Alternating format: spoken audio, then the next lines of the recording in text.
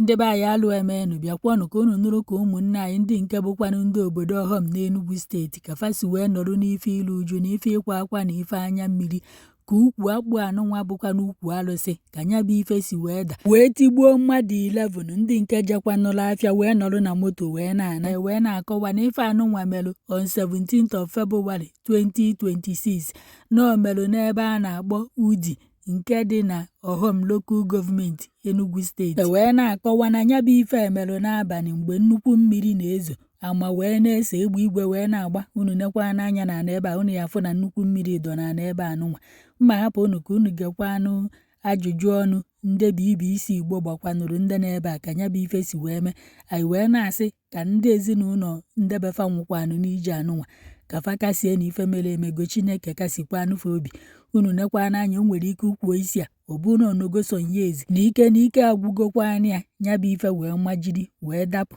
Ọmụwa bụ Secretary General of the Central Union nke obodo a Ọhọm. Ị nwere ike ịkọwara anyị ka nya bụ ihe si mee? Nke bụ eziokwu bụ na n'ụtụtụ a ka m batalụ kama na mgbe o melụ nya amago ndị ka ndị na-elekọta obodo akpọrọ anyị na ekwu igwe na fon wee gwa anyị ife na-eme kwasị na n'oge mmiri na-ezo mgbe mmiri na-ezosi ike na mgbede nya between 7-7:30 ka ha nụwalụ mkpọtụ osisi na-ada kakụkọkụkụ den ndị mmadụ bido gbaba ọsọ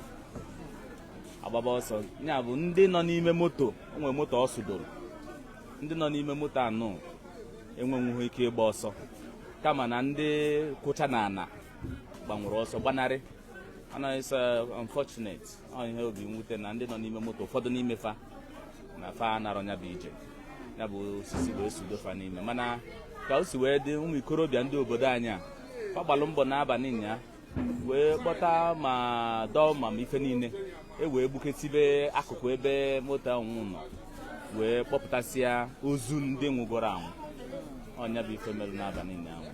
Biko ka anyị nweta nnọọ ọsụsụ afọ mmadụ ole nwụrụ na ya bụ ife ka o si dị dịka esi wee gwa m na fon na fa kpọpụta nwụrụ 11 mmadụ 11 ụmụ nwoke ofu nwoke na ụmụ nwaanyị 10 ka fa si wee kwuo onye ndị obodo ka ihe unu na-akwado ime maka ndị ha maka ọdachi ụzọ nwezi ada agazi aga ada anazi aga ị na-efu anya efu na ndị dọma fa nọ na ọnya ka anyị ncha ji nọrọ ebe a ndị dọma nọ na-ebesisi nya osisi ị na-anya efu na nnukwu moto na-akpụfụsị nya bụ ife abịagbo na anyị na-afa agba mbọ ịfụ na anyị akpụfụsị nya bụ ife.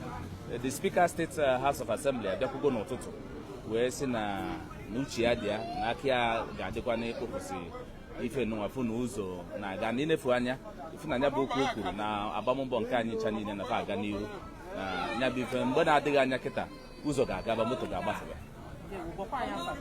Ọ bụ Comrade Ogbonna Chukwuemeka Ọgọ Godfrey Amadian. Daalụ gịnị.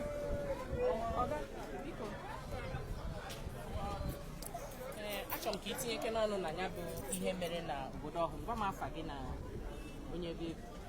Afa m bụ Ebube Agụ Ugwu Ọzọ. Abụkwa m onye Ọhọm. Ụdị ihe dị etu a emenugo n'Ọhọm ka obi dị gị oge ị nụrụ na dị ha. Ọ ihe mwute obi gbawara m maka mmadụ bụ ihe nwụrụ m ọ bụrụ osisi. Ọ bụrụ na osisi a dara onwe ya without such tragedy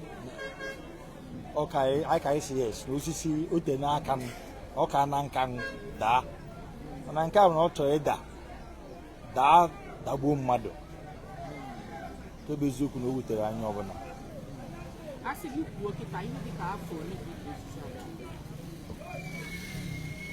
a honestly more than 400 years unu tega aka osisi a tega aka mụnwa amụ m mfu osisi a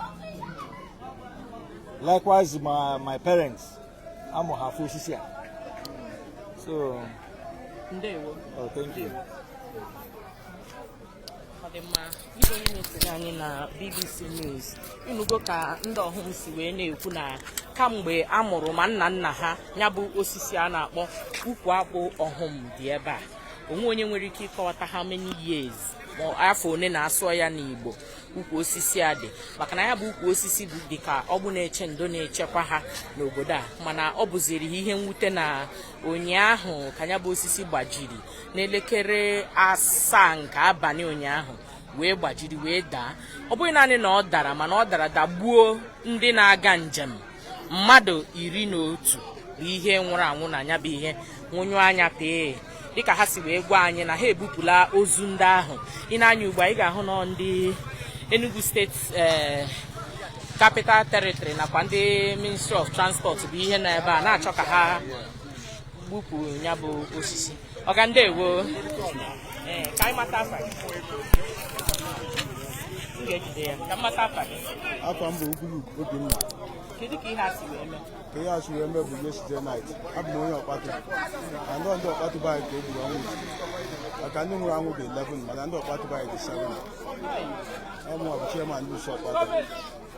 So since yesterday, I never knew what to do yesterday. Before 6 o'clock, I have to on the buy now, I buy now to Ariaka. And they do have a good man, they have them. That's why I had as you mark. I know why they buy quite. They want to get a speaker, local government chairman. And we watch a motor never now, state government to put a motor. This is when you're like a couple news and I got through. So, you know, how do you know mortuary now?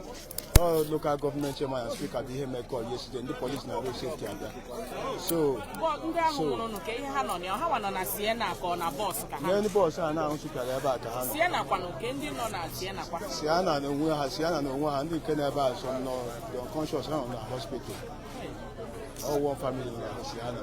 And we thank God, not know Siena, I'm talking to you now. And I didn't know a boss, and when you put on a boss, you know a boss.